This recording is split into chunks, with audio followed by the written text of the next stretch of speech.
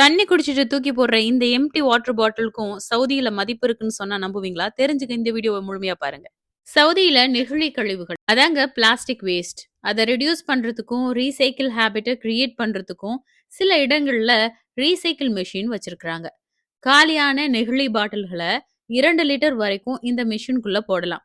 போஸ்டர்ல இருக்கிற கியூஆர் கோட ஸ்கேன் பண்ணி மொபைல் ஆப்ப டவுன்லோட் பண்ணிக்கோங்க.